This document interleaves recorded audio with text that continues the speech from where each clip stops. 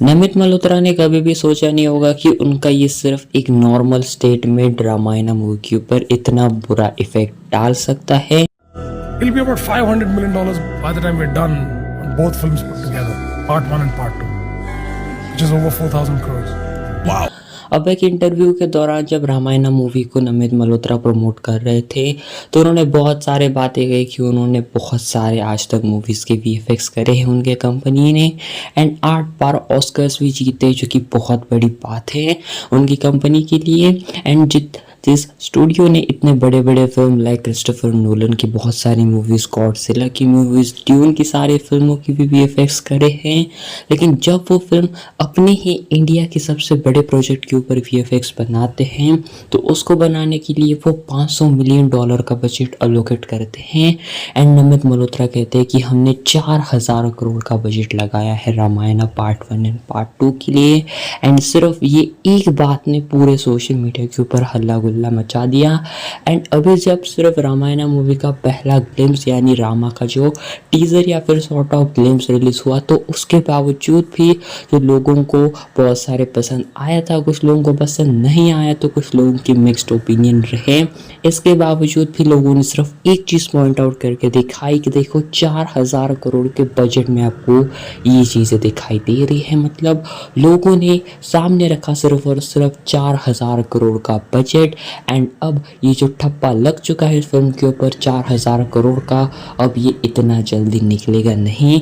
जी हाँ, अब मेकर्स को जब तक फिल्म रिलीज़ होती है, जब तक फिल्म कैसी भी हो, भले ही अच्छी हो या फिर मिक्स्ड ओपिनियन हो या फिर बुरी हो, मेकर्स को ये जो 4,000 करोड़ का जो ठप्पा इन्होंने अपने खुद के फिल्म के ऊपर लगवाया है उसको कैरी ऑन करके जाना ही पड़ेगा। अब ये नमित मल्होत्रा की मैं कहूँगा सबसे बड़ी गलती हो चुकी है कि उन्होंने ये बात कही थी कि हमने 4,000 करोड़ लगाए हैं प्रोजेक्ट के ऊपर।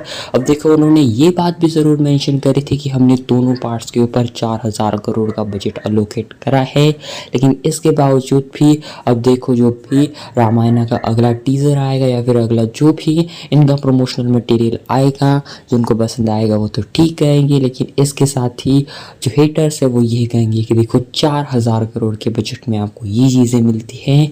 अब देखो जो भी हो, हर एक बंदे के अलग अलग अप्रोच रहते हैं, लेकिन एक चीज़ ज़रूर मैं कहूँगा ये हो गई कि आपको ये जो चीज़ इन्होंने बनाई है रामायण, जो सबसे स्टार्टिंग का इन्होंने ऐसा फ्रेम लगा दिया था इसके टीज़र में जो कि पूरा कार्टूनिश वीडियो गेम टाइप आपको लगता है, जो कि एक बहुत बैटल फील्ड की हमें जो है ये पूरी की पूरी सीन दिखाई देती है जहाँ पर कई बड़ा एक वॉर सीक्वेंस हो रहा है और वो कंफर्म नहीं हो रहा कि वो एक्चुअली में किस जगह पर जाकर टेक प्लेस लेगा, उसके बारे में हम ज़्यादा बात भी नहीं करेंगे।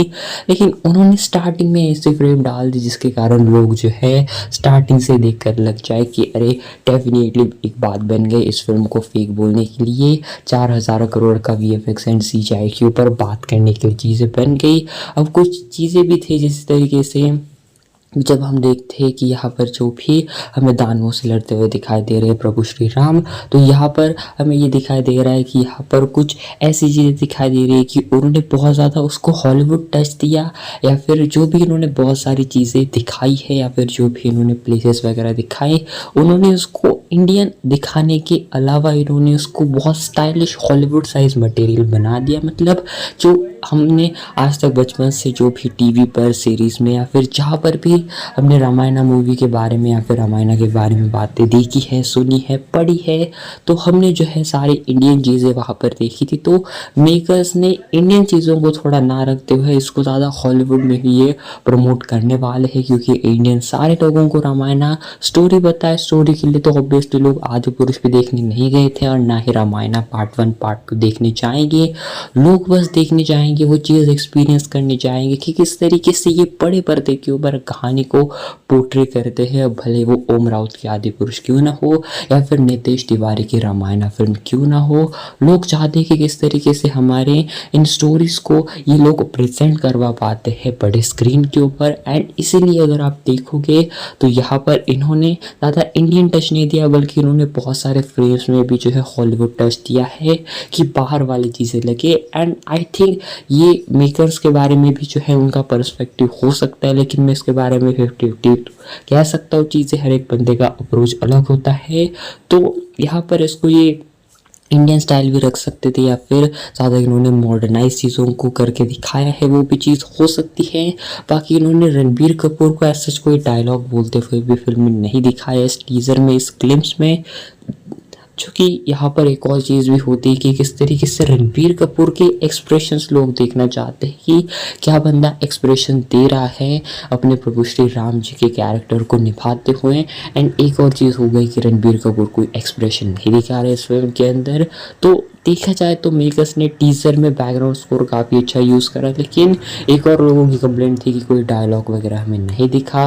अब देखा जाए तो हर एक के जो है आप डिफरेंट ओपिनियंस फॉर्म कर सकते हो, हर एक फ्रेम बाय फ्रेम आप गलतियाँ निकाल सकते हो, फ्रेम बाय फ्रेम आप फिल्म की तारीफ भी कर सकते हो। तो ये सिर्फ और सिर्फ आपके पॉइंट ऑफ व्यू पर चीज़ें डिपेंड करती है।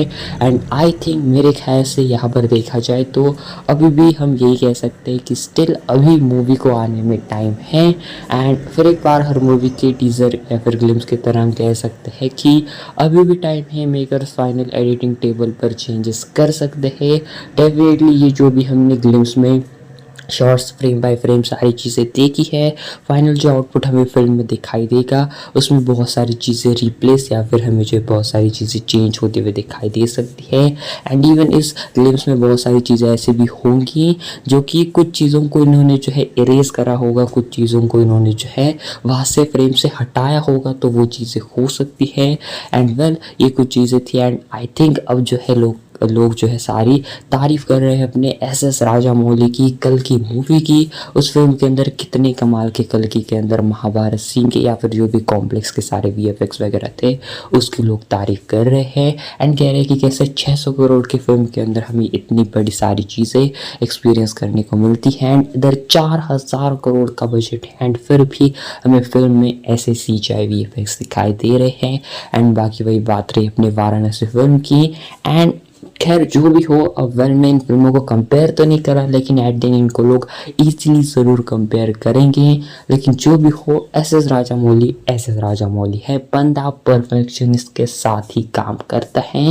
एंड आप देखना सिर्फ अभी फ़िलहाल थोड़ा साइड पर हम चाहे थोड़ा वाराणसी की बात करें तो आपने अभी कुछ ही महीने पहले 5-6 महीने पहले ग्लिम्स आया था नवंबर या फिर अक्टूबर में शायद, जो कि था अपने जो ग्लोब ट्रोटर है यानी वाराणसी मूवी के वर्ल्ड का। एंड जो भी ग्लिम्स में हमें चीज़ें दिखाई दी थी एंड जब हमें दिखाई देता है वो फ्लैशबैक वाला सीन, सारा का सारा हमें जो दिखाई देता है अपने हनुमान जी, हमें प्रभु श्री राम दिखाई देते हैं। एंड वो सारा का सारा वो आइकॉनिक फ्रेम जिस तरीके से डिज़ाइन करे थे एस राजामौली ने, सारे लोग देखकर जो शौक में हो गए थे। एंड इतने बड़े स्क्रीन के ऊपर IMAX पर वो चीज़ एक्सपीरियंस करना, वो दिखाना, एंड इतने परफेक्शन के साथ लोगों ने आज तक भी उस पूरे ग्लिम्स में उस फ्रेम में कोई गलतियां नहीं ढूंढी, बल्कि लोगों ने फ्रेम बाय फ्रेम पॉज कर कितनी ही उन्होंने कम स्पीड पर कम कर जूम कर हर एक फ्रेम में से डिटेलिंग निकाली। एंड इसे कहते हैं परफेक्शनिस्ट। एंड ये चीज़ें सारी की सारी एस राजामौली कर सकते हैं। एंड वेल जो भी हो, 1400 करोड़ का वाराणसी फिल्म का बजट है जो कि ईजिली एस राजामौली में कहूँगा कैरी करेंगे। एंड ईजिली मेरे ख्याल से वाराणसी फिल्म को जो है बजट रिकवर करने में बहुत आसानी ज़रूर होगी। एंड वही रामायण की बात है तो 4000 करोड़ का बजट है, लेकिन सिर्फ आई गेस जो है ये फिल्म लगभग 700-800 करोड़ का एक पार्ट होगा एंड 800-900 करोड़ का दूसरा पार्ट का फिल्मिंग का पूरा जो है कॉस्ट होगा। एंड बाकी उधर सारे फिल्म के जो पैसे हैं वो VFX वगैरह पर एंड 1000 करोड़ अराउंड प्रमोशन पर खर्च होंगे। एंड इसके साथ ही कुछ टेक्नोलॉजी भी डेवलप करने वाले हैं जिसके तहत ये जो सारे लैंग्वेजेस में भी डब करेंगे। जैसा लगेगा नहीं कि ये इन्होंने फिल्म को डब करा है, बल्कि ये लिपसिंग टेक्निक की तरह ही होगा। एंड वेल इसको मेकर सक्सेसफुली कर ओवरऑल वर्ल्ड वाइड हर एक जगह पर रिलीज़ करते हैं, चाइना में रिलीज़ करते हैं वगैरह, सारी चीज़ें परफेक्ट होती हैं एंड फिल्म अच्छी बनती है तो कलेक्शन ईजिली आ सकता है। बाकी इंडिया का अब तक का मैक्सिमम पोटेंशियल सिर्फ 2000 करोड़ ही रहा है एंड बाकी वो भी चाइना रिलीज फिल्म थी। एंड उसके अलावा भी देखा जाए तो 1800 करोड़ का आज तक का इंडियन सिनेमा का कहीं से भी मैक्सिमम पोटेंशियल रहा है। बाकी लेट्स सी आने वाले फिल्म में बहुत कमाल की है जो कि ईजिली इस पोटेंशियल को ब्रेक करेगी एंड एक नया बेंचमार्क सेट करेगी। लेकिन वेल रामायण मूवी के बारे में आपके क्या ओपिनियन है कमेंट में ज़रूर बताना। I'm sitting here and telling you that Ramayana is the hardest project we will do or we are doing In that quality of work. at that scale. That's what I'm talking about.